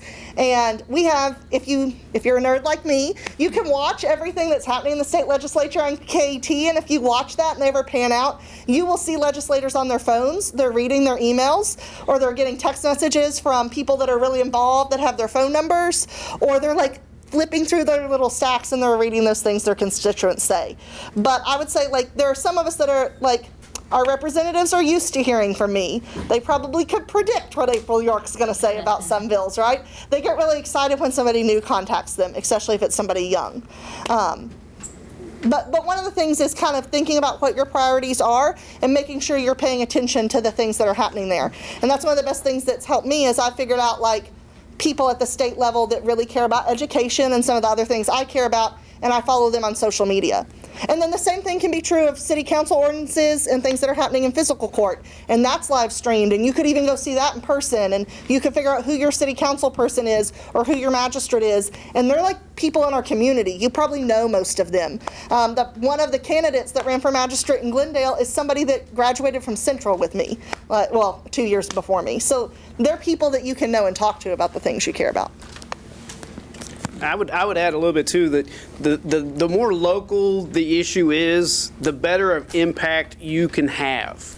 You know, if it's something that's happening there, it's relationships. It's if I have something, I know Tony and I know Fred, like I can talk to them, and that's a bigger impact than somebody in the state or even federal, because you knew these people and you have relationships with them, and they know you know other people too. So that's, you know, the bigger the impact, it will be locally more than any. Yeah, and I'll add briefly too. I mean, I did this in Miss York's room while I was at Central Hardin. It just happened to be Miss York's room. Of That's his where own accord. of my own accord. That's just where I hung out. But there was a bill in the, I guess it was the 22 General Assembly, might have been 21, that I did not like. And I told my friends about it, and they decided they didn't like it too. We were really passionate about it. And so we just got on our Chromebooks and our phones, and we emailed our state rep about it. And the state rep I emailed, Samara Heverin, actually told me this morning she read those. She get like 10 emails at once and read them on the State House floor from Central Hardin students sent from the building of Central Hardin. So it's just simple as that. If you feel passionate about something, get out your phone, send it. It's basically a text from right here. Yeah, from a county level, we have fiscal court. We have 2 meetings per month. The second and the fourth Tuesday of every month. The first meeting is at 3:30, the second Tuesday. And on the fourth Tuesday, we meet at 5:30, a little later in the afternoon, to give folks that may be on a different shift to be able to attend. You can come to those meetings, and we have time for citizens to speak on an issue. We have resolutions and ordinances that we vote on, and you can get up and speak to those 2 issues if you desire, or if you have another county issue you want to share with us. We have committee structures. We have 4 committees. You can come and watch those committees in action. There's no citizen participation at that time, but you can watch what's being proposed. We consider things, the resolutions and ordinances of the county, we consider those in the committee meetings. We decide then whether or not it's ready to go to court for full consideration, because we operate on a quorum. And there's 9 of us, the judge executive and 8 magistrates. And so 5 votes is the majority. And that's the way things are decided in county government. And you all, what we do today, we're going to affect your lives for a long time. So it's important that we hear from each and every one of you all, even at this very early stage in your life. You may not think you have anything of value to offer, but you certainly do. So we encourage you to be involved in your local politics, both city, county, state, federal as well. And the questions that you're asking are great. Don't be afraid to ask the question in a group like this. I'm going to tell you what, the earlier session I was in, some of the best questions we got were in the small groups. So I know it's intimidated sometimes to ask the question, but you probably have the question that everybody else is in here is thinking about. So don't be afraid to ask it, because we're learning together here. Yeah, several great points by the people here on the panel. There's a couple, though, I would like to stress. Number one, there's something that I tell all the leaders that I teach and I mentor. The people that lead ask questions, right? We concede the fact that we don't have all the answers, but we know as a collective we're much smarter than the individual. Right, and that goes true for government. It's why there's checks and balances throughout every level of government. There's why there's citizen volunteers, there's citizen organizations that help hold each and every one of us accountable, and we need the accountability. the next thing I would stress is influence. Each of you have the opportunity to influence those around you. The first thing that you could do is influence your parents. They care about you, right? They care about your thoughts, and a lot of the things that you're passionate about, they may not be passionate about. And it may be because they're not aware, because it doesn't affect them the way that it affects you. So the first responsibility that I see that you have is to show that passion and influence in the people that are closest to you. Second of all, there are opportunities out there to volunteer. Listen, you don't have to take all the world's problems on yourself. You're 15 or 16 years old. Find the ones that matter to you now, and then find those groups and organizations that can make change in those. That's really important. It's understanding, don't worry about something that's way out here in the distance somewhere that you have no earthly idea how to control. Find the things that really affect you, right? And then find the areas that can help influence that with you. I think that's a really, really powerful tool. The main thing, though, is really find something that matters to you and then make a difference, right? You really can. You may not make a difference for all 150 bills that may be on a floor that's going to get voted on at some point. Man, just try to influence one. You know, if you make a difference in one and somebody makes a difference in another, think of all the bills. If you all just took one separate bill in this room that you guys could influence individually, right? So the first step, though, is to do something, right? You can't just sit idly by and think that someone else is going to take care of it, because that doesn't happen. I graduated from Central Hardin too in 1994, so I graduated a long time ago. But this was my library. When I went here, you're sitting in the exact same library that I sit in. I had hair on top of my head and not on my chin. So things change. But there will come a time when you're going to have to sit up here in front of someone else, and they're going to ask you questions. You can start making differences today, just like the young gentleman over here is. He's very, very early in his journey, right? And yours can start today too. Yeah, for us, and like Fred and a lot of us, for me as a local elected official, my main concern is always going to be on the local level. But what affects us on the local level, also, especially on the state, it filters down. And it works both ways. Right now, the mayor and a lot of us I was supposed to be in Frankfurt today as well. There's a committee meeting dealing with annexations and how local government does annexations or bring areas into our local government. And so we don't always agree on that. We're not totally in agreement right now, but that's what we do. We get to represent you. We represent what we feel is best for our city. They represent what's best for the county. And all together, we all work together to what's best for the state and the nation. But again, it's very important that you all ask questions. It's very important to me that occasionally I hear from every one of you all, because there's things that you all want at your age or that you see. And I like to say, when you see there's a need, there's you. You know, where there's a need in the community, it's you that can fit that need, that can fill that need. So whenever you all see something, be it individually, and a lot of times one person can be the loudest squeak of that oil can that gets our attention. A lot of times we hear things and people will make a complaint. We don't get many, but we get a few, and when we do, it's usually just 2 or 3. But you'll be surprised how that 2 or 3 can actually make an influence on what happens.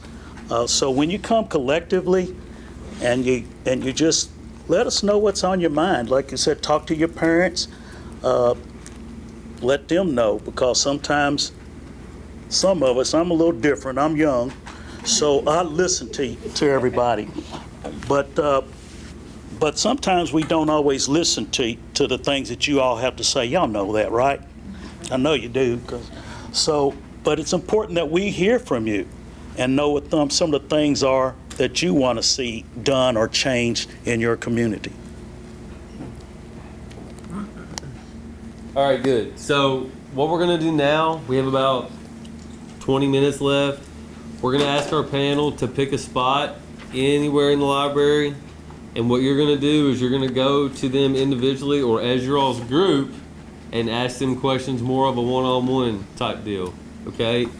So panel members, just wherever y'all feel comfortable, you can sit at any table here or over there, and our kids will come to you all. I think the city of Louisville is looking at starting a program for young people. It's where it's like a student government, but you actually have a spot at the table with the city council and the mayor.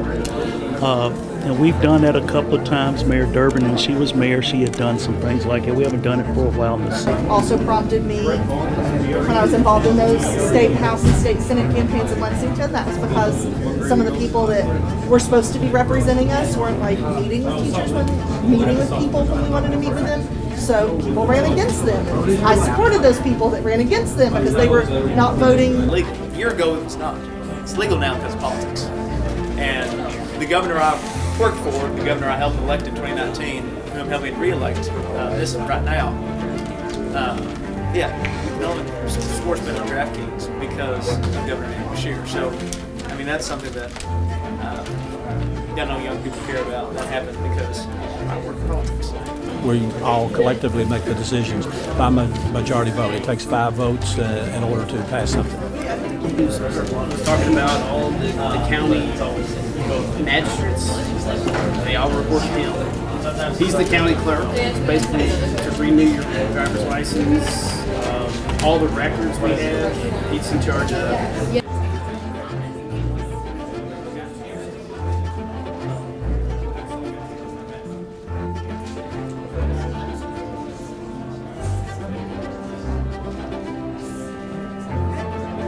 Hello, my name's Tony Bishop. I'm a member of the Elizabethtown City Council. There are 6 members on the council. I'm the oldest serving member.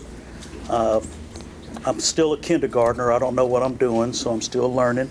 But I work to serve you all. And even though y'all are young, I tell this all the time, but I work for you.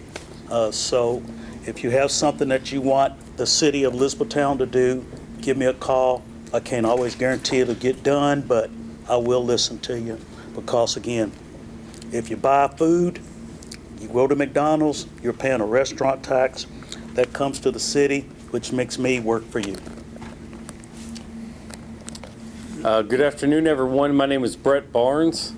I'm the plant coordinator for Tulsa here in town. I'm also the board chair for United Way locally, not just Hardin County, but also for the surrounding counties. I'm also on the board for the Chamber of Commerce. I'm also a member of the Industrial Foundation here in Elizabethtown. I'm also a Central Hardin graduate, so I came to school here.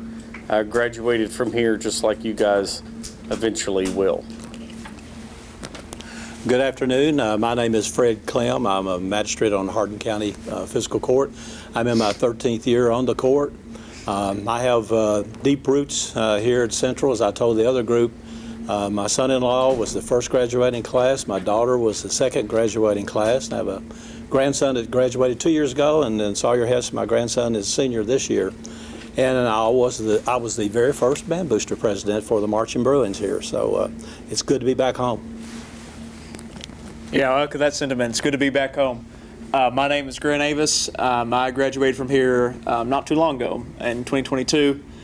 And now I'm a sophomore in college. I'm in the McConnell Scholars Program at the University of Louisville, which is like a civics leadership program. So I'm here representing that today. And also to show you all how young people can get involved in politics. Because I'm a sophomore in college now, but I started my first political job when I was a sophomore in high school.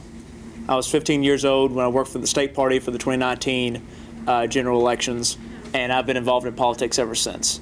So it's not something that you need to, wait to do until you're old and gray. It's something that you need to start doing now and continue doing it until you're old and gray. This is something that everyone needs to be involved in. It's going to impact you whether you like it or not. So it's better to influence the result so you end up liking it. That's what I've been doing since I was your age, and I hope can encourage you all to start getting involved too. My name is Brent Ditto. I'm a business owner in Elizabethtown. I help people with investments and financial planning. I was an economics major at Western. So for me, being part of what's going on locally and actually nationally too, needing to know what's going on and having an impact on what politics does and changing rules and laws, has that impacts my clients and my life. And so I'm very active in figuring out what's going on and staying informed. All right, who wants to be brave and ask the first question? Yes. Okay, I'll give you the microphone. So I was wondering what influenced your decision to get you into the business that you're, or into the profession that you chose. Like, what interests you the most about your job when you first heard about it? Probably my parents. My father was a minister, and so being the preacher's kid, everybody knows we're the bad kids. But somehow or another, just with him, it's always been about service and doing things for others. And so that's my biggest niche, is always being out in the community. He always used to tell us that anybody can grow in a community and live in a community, but you have to be a part of it. And so the best way for me to be a part of it as I got older is to get more involved in helping other people, doing things in the community. And then somehow along the line that I just got into local government, helping other candidates run for state government mostly, and then also local. And then it just kind of fell in my lap that I ran and took a shot at running and was elected, and just been doing it ever since. So personally for me, a lot of my community involvement is philanthropy. I have a job, that I work 12 to 14 hours a day at. I get calls at night and everything else. A lot of mine is volunteerism. I think a lot of that's faith. I was raised in faith. Also, I'm a doer. So I don't expect anyone to do something for me that I'm not willing to do for myself. If I see a need in the community, I feel like it's my responsibility to make some kind of change. And I realize that I can't fix it all. I get that. But I realize that if I can fix one thing and somebody else fixes something else, eventually everything kind of gets done. So I think a lot of it's faith-based was why I started, but then I think it switched at some point to personal responsibility and realizing that I have responsibility for not just myself, but the people that live around me. I agree. Faith-based is a lot of my decisions too. But my family has always been involved in service. My dad was a World War II veteran. I'm a Vietnam veteran. My grandmother on my mother's side was very influential to me. She was involved in community efforts. She was not in politics, but she loved politics. My mother loved politics. And I heard about community service, and I saw community service. And so when it came time for me to step up, we were talking earlier, a fellow magistrate, well, he used to serve, he's not a fellow magistrate now, but he encouraged me to run. And so I really didn't know what that role was as a magistrate for the county government until he brought it up and I got involved in it. And so I decided to run, and fortunately the citizens elected me, and I've been on the court now for 13 years. So I got involved when I was y'all's age, just specifically because there are things happening in 2019 that I didn't like, and I wanted to say something about it. At that time, I couldn't vote. Y'all can't vote. But I like to tell people in that election, and in pretty much every election since then, I voted several hundred times. Because I went out and talked to people. I got other people to go out and vote. Even if I couldn't have a specific say about it, I made sure that I had a say through other people. So I was very passionate about specific things, very passionate about education, and it came from a place of growing up to be taught about the importance of community, which everyone's talked about. I gave a whole graduation speech on that when I was here. There's nothing more important to me than that. That comes from how I was raised from my grandparents in the Catholic faith, that sort of thing. But if there's something you care about, which all of y'all are humans, so there should be, politics is going to impact it, whether you like it or not, whether you expect it or not. So it's best to just become involved before decisions are made that you won't like. And I'll reiterate, his father, B.T. Bishop, was one of the funniest individuals I've ever had the pleasure of being around. I used to go to Rotary Club meetings with him, and he would have us all rolling. So the community is a big part of that. How many people went to East Hardin that got to see me talk to you all? I miss people because of COVID. Okay, right. The reason why I do that, and I probably said that when I was talking to you, but the reason why I do that is if you all understand money and finance and investments, and you're doing stuff financially from a young age, getting on a good path, 20, 30, 40 years from now, Hardin County will be a good place to live in. It'll be a good place to raise a family in. And I truly believe that. And again, selfishly, I'm doing that for that because I'm not going anywhere. This is home. Like the first ditto that was born in Hardin County was born in 1786 in West Point. I'm not going anywhere. This is home. So something I can do a little bit of my time will help make the community a better thing. That's the same thing with what we're talking about. Having a little bit of influence, talking about what you want your community to be doing is that. It's a small piece of your time, but it makes a big difference down the road. Who wants to ask? Oh, look at you.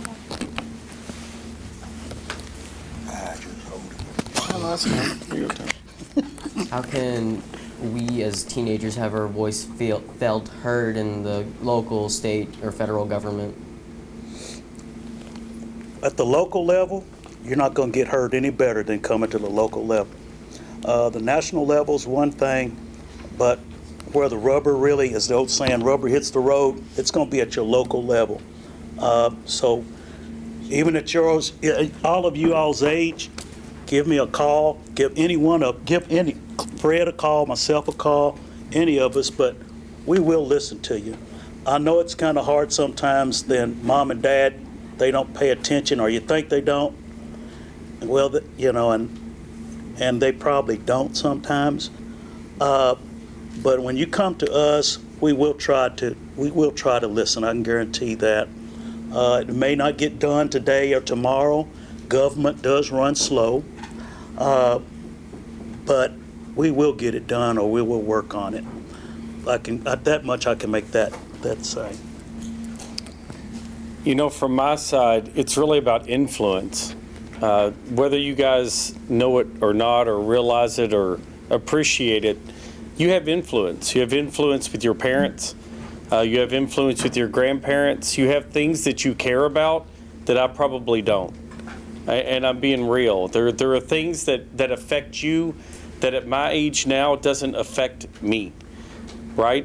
All it takes is to build relationships, the influence that you have to say, hey, this matters to me, and become informed and understand why it matters to you so that you can articulate it to others that can make changes for you.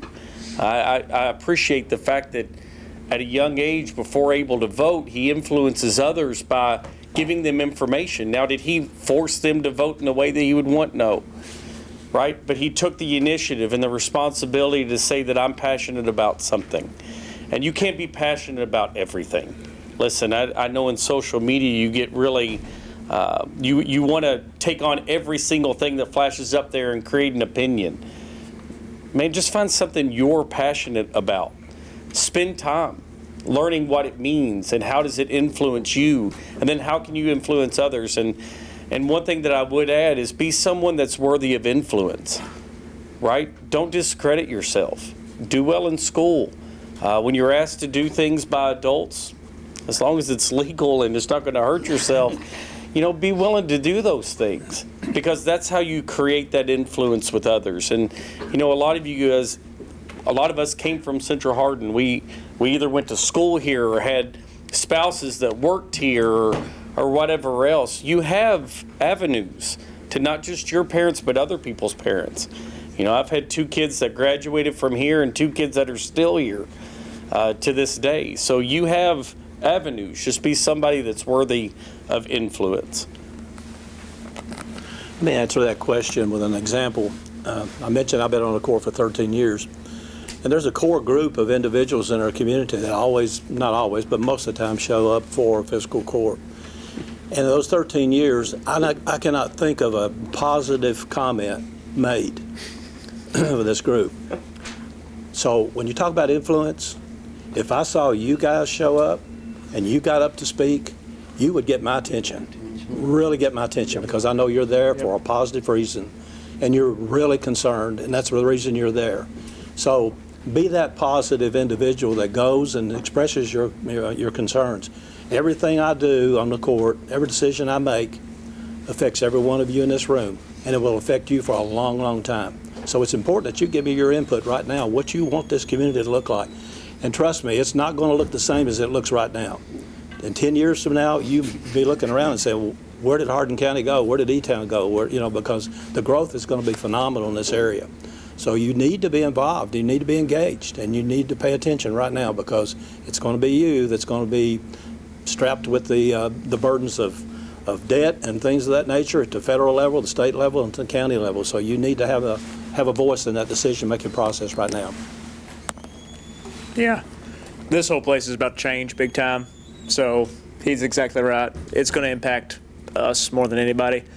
So it's important that we have a say at the local level, because they're the ones making the decisions for how we're going to be ready for this. Anyway, that's another soapbox. But just email somebody and show up. And I'll reiterate that, I have all sorts of influence just because I'm the token young person. I'm the one young person that's going to show up. People pay attention because that doesn't happen. The example I've given all day was that during Power Hour in 2022, there was a bill I didn't like.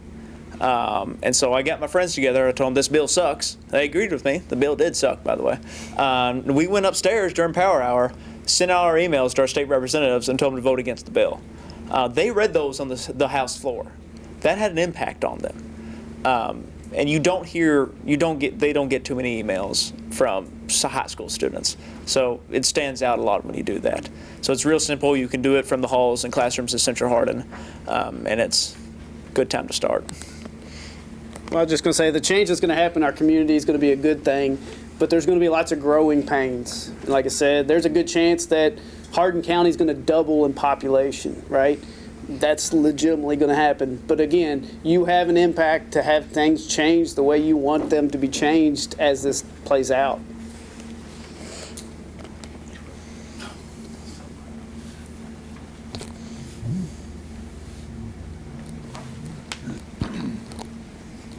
I have a question. Have you ever had deal with anything on the international level, or have any business on an international level, or at least have any influence on the higher ups, like the senators or the president or whatever, or something like that? Any business out of international, anything? Anybody that big? I haven't gone international, but federal, yes. I have met with senators in Washington, a delegation that leaves here. County used to own the hospital.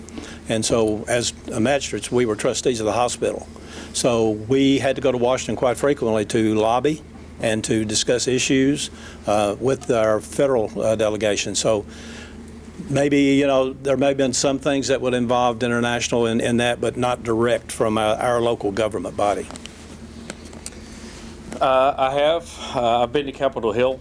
Specifically for my incidents we had a law agreement called NAFTA, which is the North America Free Trade Agreement. We had a change in leadership at the presidency, and the president was adamant that NAFTA was going away. Right? He had made a commitment that NAFTA was going to go away. There wasn't going to be NAFTA. Matulsa, which is the largest employer here in Hardin County, is a Mexican-owned business. NAFTA, being North America Free Trade Agreement, included Mexico, the U.S., and Canada. With the abolishment, it took away some of the benefits of being able to operate in North America freely. The good news was the president was not going to just abolish something without replacing it with something else. So it was replaced with what's called the USMCA, which is the United States Mexican-Canada Agreement. Right now, I won't go into any of the details because it's a lot. I could if you want to sit at my table, which means I won't have anyone sitting at my table.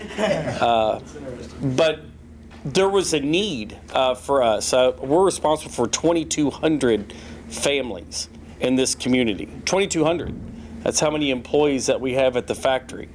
It matters that we have a good agreement so that we can pay good salaries and we can take care of the people that we care about, right? Because after a time, they become family. So I did. There's a lot more story behind. You don't just go to Capitol Hill. You don't just get to go there. It takes a lot of work, right? You've got to talk to Congress people. You've got to be in their offices explaining to them why your point of view matters.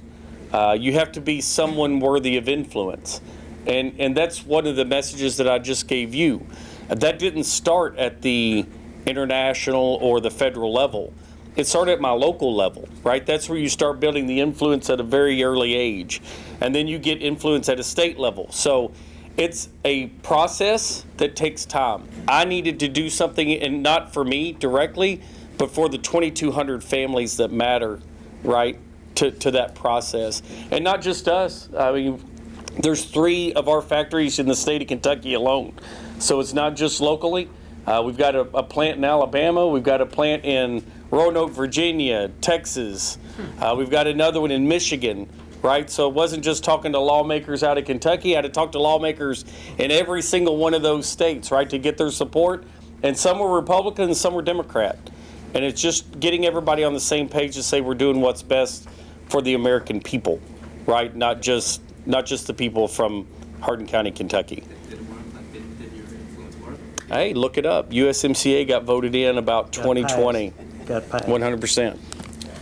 Yeah, so it wasn't me. I didn't. Yeah. Trust me, I did not get it passed. So for us, and the only thing that I've never had to really go before Congress, but we do work with our local and our state legislators, our federal legislatures. We're constantly making phone calls to Senator McConnell, Senator Paul, different ones there in Frankfort to let them know. We keep those communications going. And then when they come home on recess and come to visit us, we make sure we're there in the room with them so they can hear what some of y'all thoughts are. It's not just what my thought is, because I'm representing the thoughts that you have. So I relay those to them as well, so they can make those decisions when they get back on the Hill.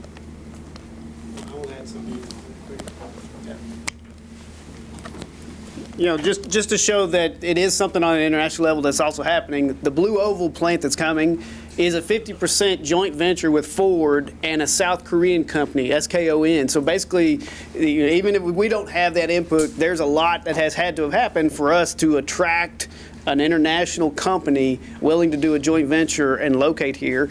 And I've heard there's going to be like several thousand in the next 2 months, 5,000 South Koreans. 2,500. 2,500 by 2025. And some of them are starting to come in the next couple months, you know, slow. So there's going to be a lot. Yeah, it's going to be a huge change.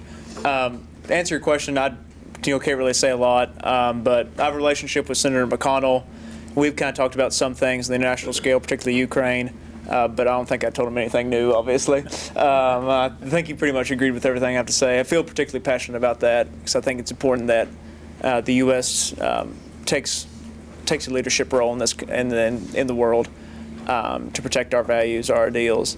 We'll share an interesting anecdote, though, on the international scale. I met the former Prime Minister of Australia the other day, which was a very strange and random experience, but he came to Louisville and met with him. He was a very interesting guy. But since we're all from a small town here, I'll share something he said. He told me, which I had no clue of this at all, but he grew up as a cattle farmer. I grew up cattle farm too. And he said at 18, his dad gave him the choice of going into beef or dairy. And he made the choice of going into politics, of course. Disregarded both. But he told me, here he is, 60, 65 years old. He told me that if there was one choice in his life that he could have changed, he would have chose either beef or dairy and not politics. So I think that's something to be aware of. We have all these grand dreams about we're going to leave little old Hardin County because it's too piddly for us. But I just talked to a guy who led in the entire country of Australia for several years, and he told me he'd rather spend his days as a cattle farmer. So We have one more group question. Yeah, that's all you've done. Yeah. Speak Brent up. Ditto. We was just wondering, like, what's your job, and being an active citizen, how do you influence your government, and how can that directly affect you, your daily life, and like your job? Good, great. So my job is I help people with their money, right? Making their money last, making sure we're taking good risk and bad risk. So for mine, I have to understand a lot of what's going on. If there's new rules, new laws that change, how that impacts us. And also the thing about with money and investments, it's tied to the economy. We need a good economy to make things work exactly the way you want to. But if they don't, I need to know what I need to be doing to prepare people that I'm helping, giving advice how they can make money even when things aren't going well. So basically a change in a rule, a change in the law really changes a lot of what we do. Changes in policy, energy policy has a big impact on where we go next, right? So I have to pay attention to that. So for me, I'm studying those. I keep an eye on what that does, cause and effect, and what it does to the economy so that I can prepare to go and do that. Inflation's been something I was preparing my clients for the last several years. You all know what's happened to the price of things recently, haven't you? Yeah, like that's not going away anytime soon. So we have to make sure that we know that, we understand what's going on, so that as a rising tide lifts all boats, we go up with it and not a victim of it. I'm chair of the Finance Committee, so if we have a financial matter like the budget, taxation, it comes to my committee, we discuss it, and if we think it's ready to go to the full court, then we will move it on to the full court for a vote, yes or no.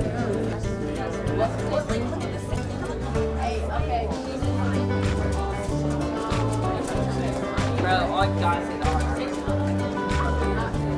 Say the hard R.